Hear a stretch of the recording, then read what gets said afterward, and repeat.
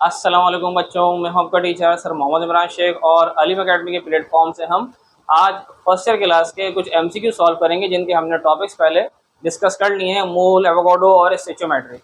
इनके यहाँ पास एमसीक्यू हैं। ज़्यादातर बच्चे आपके पास ये डायरेक्ट आंसर अटैम्प्ट कर लेते हैं लेकिन कॉन्सेप्ट क्लियर नहीं होगा, तो इस कॉन्सेप्ट को आज हम यहाँ क्लियर करते हैं। जैसे कि आपको क्वेश्चन दे रहा है कि आपके पास अगर एक गैस है, ऑक्सीजन गैस एट एसटीपी पे, इसका वॉल्यूम है 44.8 डेसीमीटर क्यूब, तो number of molecule of oxygen gas है कंटेनर में बताइए।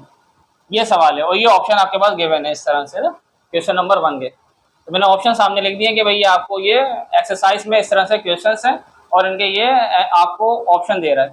अब आपके पास एक आसान सा कॉन्सेप्ट है, आप पढ़कर आ चुके हो। अगर किसी भी गैस का अमाउंट होता है 1 मोल, तो एट एसटीपी पर उस गैस में वॉल्यूम कितना आप कंसीडर करते हो? 22.4 डेसीमीटर क्यूब। तो आपको मालूम है अगर गैस का अमाउंट आपको पता है, अगर 1 मोल है और वॉल्यूम जैसे ऑक्सीजन गैस है, अगर उसका 1 मोल है तो उस वक्त एट एसटीपी पे कितना वॉल्यूम है? 22.4 decimetre cube according to Avogadro law. Avogadro number अगर मैं निकालता हूँ अगर 1 मोल में, तो नंबर ऑफ मॉलिक्यूल क्या निकल के आ जाएंगे? 6.02 इंटू 10⁻23। अब ये ऑप्शन गिवन है, लेकिन यहाँ तो क्वेश्चन में 22.4 थोड़ी दिया, कितना दिया है? 44.8, यानी कि डबल करके दे दिया। तो अगर मैं इसको डबल कर दूं, जैसे क्वेश्चन में दिया हुआ है 44.8 डेसीमीटर क्यूब, तो अगर मैं ये डबल कर रहा हूं तो मोल भी कितने हो जाएंगे? 2 मोल।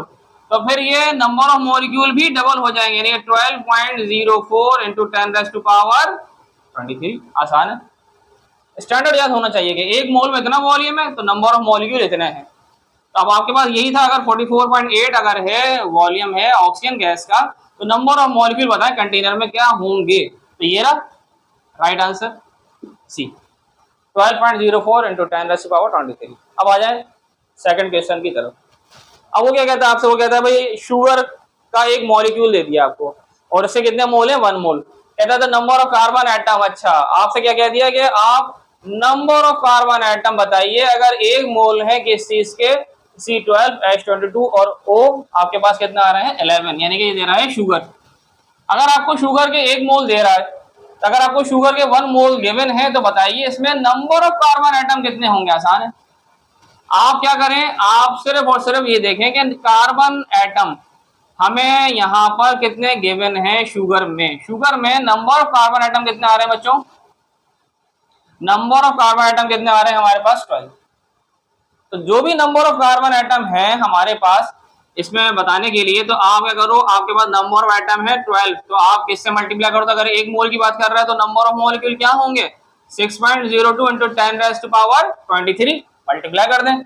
अगर मैं इसको मल्टीप्लाई करूंगा भाई मेरा आंसर क्या आ जाएगा? मेरे पास आंसर आ जाएगा 72 और इंटू 10⁻23, और ये आपके पास आंसर यहाँ गिवन है। ये रहा, आसान है। अगर उसने यही तो कहा था नंबर ऑफ कार्बन एटम बताइए अगर 1 मोल है शुगर के, तो अप्रोक्सीमेटली तकरीबन कितने बन जाएंगे? तो ये कितने बन जाएंगे? 12 10⁻23। ऐसे ही आ जाइए आगे की तरफ। भाई आपसे कह रहा है कि अगर आपके पास एक रिएक्शन है, सोडियम और वाटर कंबाइन हो रहे हैं, तो क्या बन रहा है? सोडियम हाइड्रोक्साइड और हाइड्रोजन गैस। तो आपको 23 ग्राम किसके गिवन है? ये रिएक्ट हो रहे हैं किससे? एक्सेस ऑफ वाटर के साथ। तो आपके पास वॉल्यूम बताएं हाइड्रोजन गैस का, यानी कि आपसे क्या मांग लिया? हाइड्रोजन गैस का वॉल्यूम मांग लिया। एट एसटीपी में बताएं हमारे पास इसका वॉल्यूम क्या बनेगा। तो ये आसान क्वेश्चन है। आपके पास यहाँ पर अगर हम यहाँ इस तरह देखेंगे, आपके पास सोडियम का अमाउंट कितना गिवन है? 23 ग्राम, और आपके पास अमाउंट किसका कैलकुलेट करना है आपको? हाइड्रोजन गैस का। तो आप यहाँ क्या करें, आप स्टैंडर्ड से भी डायरेक्ट आंसर निकाल सकते हैं, लेकिन अगर आप डायरेक्ट स्टैंडर्ड से निकालना ना चाहें तो आप इसको डायरेक्टली किस तरह कन्वर्ट कर लें, आपके पास देखिए बताते हैं। 23 ग्राम है, याद रखिएगा, सोडियम के, और आपको अमाउंट किसका कैलकुलेट करना था? वॉल्यूम कैलकुलेट करना था हाइड्रोजन का। यानी अगर मैं इसमें यही लिख दूं कि भाई मुझे वॉल्यूम कैलकुलेट करना था हाइड्रोजन का, और 23 ग्राम है मेरे पास, गिवन अमाउंट है मेरे पास इसका सोडियम का। ये रहा। तो अगर मुझे ग्राम गिवन है तो मैं यहाँ क्या कर लूँ, इसका मैं मास कैलकुलेट कर लूँ। अगर मास कैलकुलेट कर लूंगा तो इस मास से जब मैं इसका मास निकालूंगा तो इसी को मैं किस में चेंज कर दूंगा? वॉल्यूम में। ठीक है, कैसे?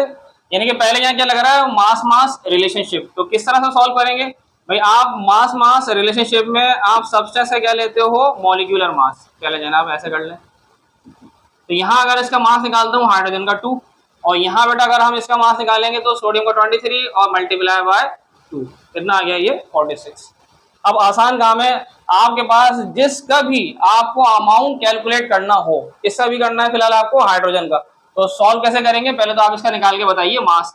जब मास निकल कर आ जाएगा हाइड्रोजन का, इसी को मैं कन्वर्ट किस में कर लूंगा, वॉल्यूम में। तो सॉल्यूशन के लिए क्या करेंगे हम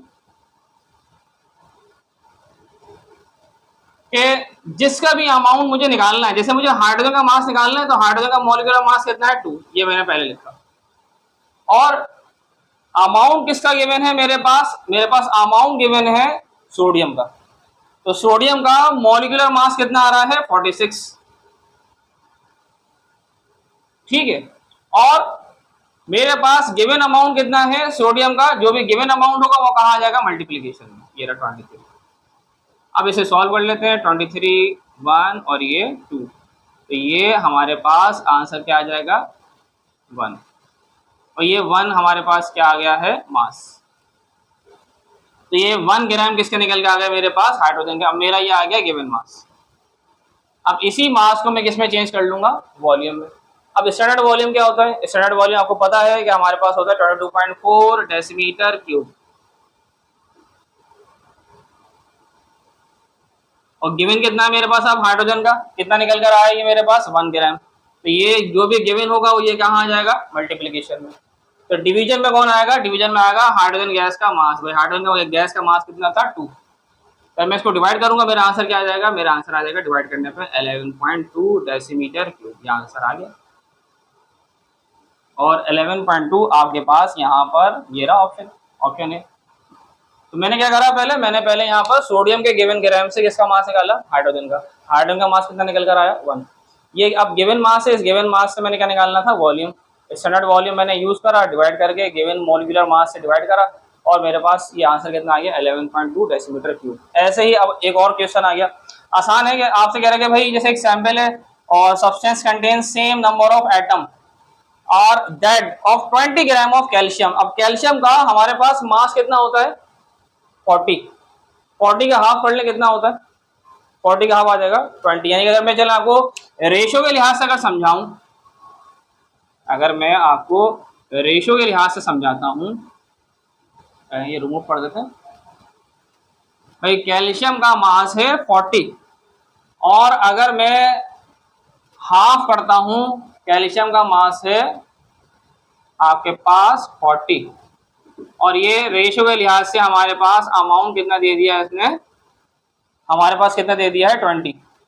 तो आपके पास ऐसे ही सेम नंबर ऑफ एटम कहाँ नजर आएंगे, आपके पास इस तरह का कॉन्सेप्ट कहाँ बनता हुआ नजर आ रहा है। अगर आप देखो कार्बन का मास कितना होता है 12, तो अगर मैं हाफ करूँ कितना बन जाएगा 6। पोटेशियम का मास होता है 39, हाफ नहीं बन सकेगा। मैग्नीशियम का होता है आपके पास 24, हाफ नहीं बन रहा, 12 नहीं आ रहा, यानी कि इसमें सिर्फ एक का हाफ आ रहा है, वो किसका आ रहा है सल्फर का। यानी कि सल्फर को अगर मैं बात करूं, सल्फर का मास कितना होता है 32, तो 16 ग्राम ऑफ सल्फर। तो ये आपसे यही तो कहा उसने आपसे कि which of the following sample of a substance contain the same number of atom. तो इस तरह का कंपैरिजन किसमें नजर आ रहा है, जैसे कि कैल्शियम का है, ऐसे ही कंपैरिजन किसमें नजर आ रहा था सल्फर में। तो सल्फर आपका right answer 16 gram of sulphur. अब ऐसे ही लास्ट हमारे पास क्या कहता है भाई वो कि number of atom in 60 gram of carbon are. तो हमारे पास अगर हमें 60 ग्राम है, आपके पास गिवन है किसके कार्बन के, तो आपके पास ऑप्शन है 3.01 10^23, ऐसे 3.01 10^24, ठीक है। और ऐसे ही हमारे पास गिवन है, ये डिफरेंट आंसर्स हमारे पास गिवन है। अगर हम यहाँ आंसर निकालते हैं तो कार्बन के अगर हमें निकालने पड़ जाए नंबर ऑफ एटम, तो भाई हमारे पास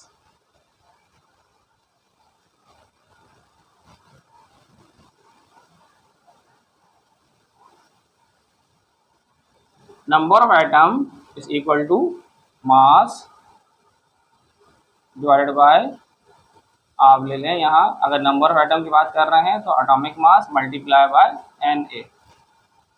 Na। Na आ गया हमारे पास एवोगाड्रो नंबर। अब गिवन मास कितना है मेरे पास, गिवन मास है मेरे पास 60। तो अगर हम इसको सॉल्व करते हैं भाई, ये है 60 और हमारे पास एटॉमिक मास कार्बन एटम का कितना आ रहा है 12, और आप इसको मल्टीप्लाई कर दें 6.02 इंटू 10⁻⁻³ से। अब इसे आप सॉल्व कर लें तो हमारे पास क्या निकल के आ जाएंगे, नंबर ऑफ एटम। तो आप अगर इसको सॉल्व करते हैं 60 को डिवाइड करें सिर्फ 12 से, तो जो भी आंसर आ जाए इसको आप मल्टीप्लाई किससे कर दें 6.02 से। देखें आंसर क्या आता है। हाँ बस आंसर आता है 30.1 सही, और 10⁻23। अब इसमें से आपको कौन सा ऑप्शन नजर आ रहा है, जो हमारे पास आंसर निकल कर आया है इसमें से एक ही ऑप्शन है और ये है पी। ये रहा, दोनों के मीनिंग एक ही है बच्चों। अगर डेसिमल को मैं एक डिजिट यहाँ ले आता हूँ तो ये क्या बन जाएगा 3.01 इंटू 10⁻1 प्लस कर देंगे, कितना बन जाएगा 24। Right answer is B. तो हमारे पास ये डिफरेंट एमसीक्यू आ रहे थे, तो इनको इस तरह से आप इन ट्रिक्स से सॉल्व करेंगे इंशाल्लाह। फिर हम रिमेनिंग जो एमसीक्यू है चैप्टर नंबर 1 के फिर हम नेक्स्ट वीडियो में आपको सॉल्व करवाएंगे। वीडियो को लाइक भी करें, सब्सक्राइब भी करें। अल्लाह हाफिज़।